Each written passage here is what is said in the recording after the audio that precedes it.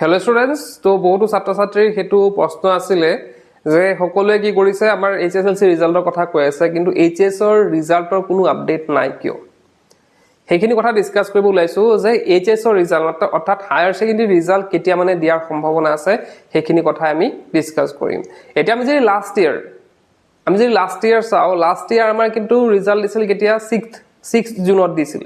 মানে জুনৰ 6 তাৰিখে দিছিল এতিয়া এইবাৰ কি হ'ব এইবাৰ যদি কথা কও তো এইবাৰ তোমালকৰ আমাৰ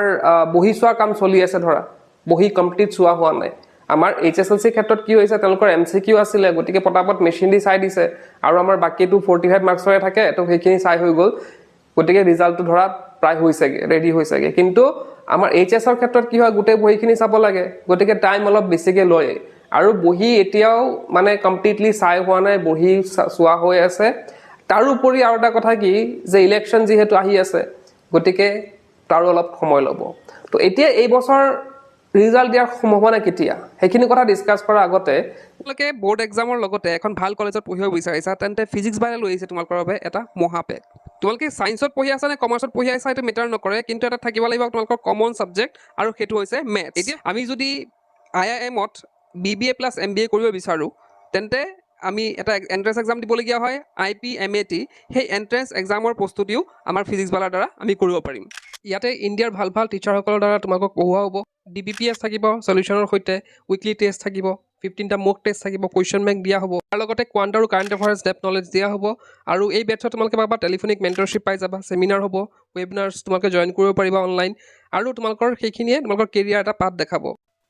তো IPMAT CRASH COURSE 2024 এনে প্ৰাইস হয় 4999 কিন্তু বৰ্তমান 50% ডিসকাউন্ট 2499 দিয়া হৈছে তাৰোপৰি তোমালোকে যদি স্ক্ৰিনত দিয়া কুপন কোড YCL 250 ইউজ কৰা তেন্তে ইনস্ট্যান্ট তোমালোকে 250 रुपीस ডিসকাউন্ট পাই যাবা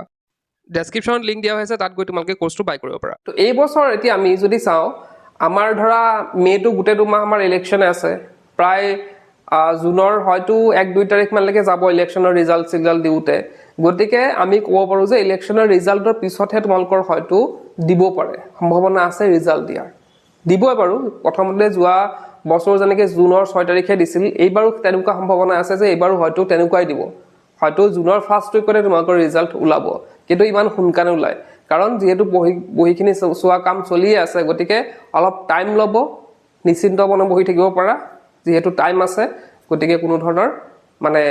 এটা হেইকানে ওলোৱা নাই কথাবিলাক হেইকানে ওলোৱা নাই বা শিক্ষামন্ত্ৰী বা মুখ্যমন্ত্ৰী হেতু কথা কোৱা নাই যে হায়াৰ সেকেন্ডাৰী ৰিজাল্ট কেতিয়া দিব কাৰণ দেৰি আছে তেওঁলোকেও জানে গতিকে হেইখিনি কথা এতিয়ালৈকে একো ডিক্লেয়াৰ কৰা নাই তো এইখিনি আছিল আজিৰ ভিডিওটোত